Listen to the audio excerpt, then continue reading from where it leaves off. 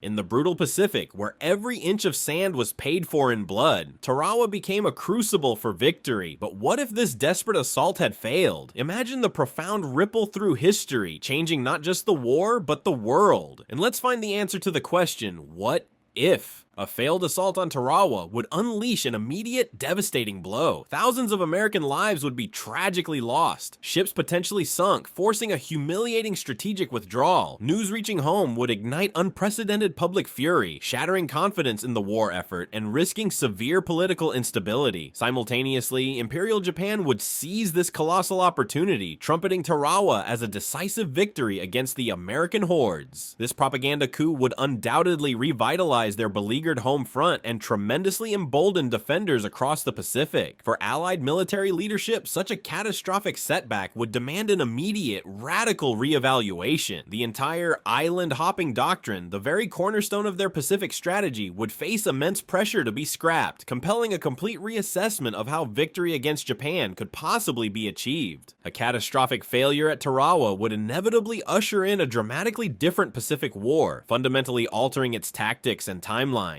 The US would be forced into a radical rethinking of strategy, likely abandoning direct, costly amphibious assaults on heavily fortified islands. New, less costly approaches would emerge, such as prolonged sieges, extensive long-range bombing campaigns, or seeking entirely different, less defended avenues. This strategic pivot would undoubtedly stretch the conflict out significantly, transforming the entire resource allocation. Funds and training earmarked for landing craft would be reallocated, bolstering naval blockades, long-range bombing capabilities, or even shifting greater focus to the European theater initially. Consequently, pivotal future engagements like Saipan, Iwo Jima, and Okinawa, which relied heavily on the difficult yet ultimately successful lessons of Tarawa, might never unfold in the same form, or indeed, not at all, reshaping the very geography of victory. The failure at Tarawa would reverberate throughout the Pacific Rim, dramatically shifting the delicate balance of power. For Imperial Japan, this unexpected reprieve would be a crucial lifeline, buying them precious time to meticulously fortify their remaining island strongholds and more effectively thwart Allied supply lines for an extended duration. This prolonged Japanese resistance would undeniably strengthen their grip on conquered territories across Southeast Asia, from the resource-rich Dutch East Indies to French Indochina, postponing and irrevocably altering the trajectory of decolonization. Nations like the Philippines and Indonesia might face a longer, more arduous path to independence, potentially giving rise to diverse political landscapes and new regional powers unlike those that emerged in our timeline. Moreover, a protracted and grueling Pacific War would inevitably amplify the Soviet Union's role. Moscow, sensing an opportunity in a stalemated conflict, could become a more decisive force in Japan's ultimate defeat, leading to significantly expanded Soviet territorial gains or influence across East Asia, thereby redrawing geopolitical boundaries and shaping the region's future in profound and unexpected ways. The failure at Tarawa would cast a long shadow over the atomic bomb's development and deployment. Facing a protracted conflict and the perceived futility of conventional island assaults, the immense pressure for a definitive end could significantly accelerate the Manhattan Project, pushing scientists to deliver a war-ending weapon with unprecedented urgency. Conversely, a profound strategic paralysis might temporarily decelerate its perceived necessity if conventional paths seemed completely blocked. Should the bomb still materialize, its targets would almost certainly differ. Instead of specific island garrisons, perhaps mainland industrial hubs, or even strategic demonstrations. More significantly, an America reeling from Tarawa's defeat, struggling with an intractable Pacific War, and before the atomic bomb was ready, might be compelled to explore a negotiated peace with Japan. This would fundamentally redefine the terms of surrender and occupation, altering the bomb's historical role entirely. A failed Tarawa would echo across the globe, fundamentally reshaping the post-war world. A more costly, prolonged Pacific War would significantly diminish US global standing and economic strength. Without the swift, decisive victories that bolstered America's power, its post-war dominance would be considerably weakened. This shift would inevitably lead to different alliances and Cold War dynamics. A less unified approach to the world order could emerge, altering the formation of international institutions and the very trajectory of the Cold War.